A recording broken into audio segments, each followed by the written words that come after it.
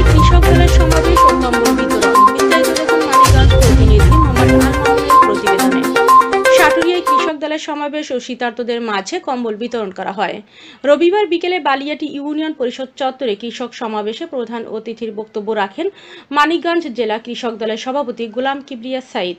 অন্যান্যদের মধ্যে বক্তব্য রাখেন জেলা কৃষক দলের সহ সভাপতি মাসুদুর রহমান, সাধারণ সম্পাদক আব্দুস সালাম বাদল, সাংগঠনিক সম্পাদক ওবায়দুর রহমান পাবেল, দপ্তর সম্পাদক আসাদুজ্জামান আসাদ, প্রচার সম্পাদক আরিফ মোল্লা, মহিলা বিষয়ক সম্পাদক মধুমায়া, সাটুরিয়া উপজেলা কৃষক দলের নেতা বরকত মল্লিক।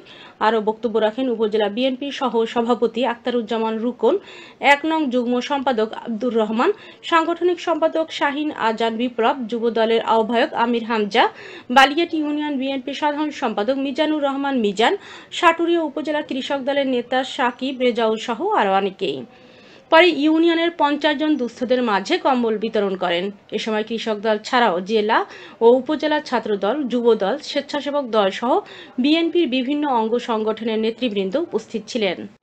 ৩ নং বালিয়াটি ইউনিয়নের আমাদের মাঝে উপস্থিত হয়েছেন এবং বালিয়াটি ইউনিয়নের আজকে আমরা এখানে যারা উপস্থিত হয়েছি, কৃষি মাতৃক এই বাংলাদেশ, কৃষি যদি বেঁচে না থাকে করতে হলে আমাদের এই কৃষকদেরকে যেভাবে এই ফ্যাসিবাদ সরকার, বাংলাদেশ জাতীয়বাদী দল বিএনপি যত নেতৃবৃন্দ ভাইরা, তাই আমরা বলতে চাই রেখে জেল জুলুম দিয়ে তার জীবনটাকে শেষ করে রুকন ভাই এখন আজকের এই কৃষক সমাবেশে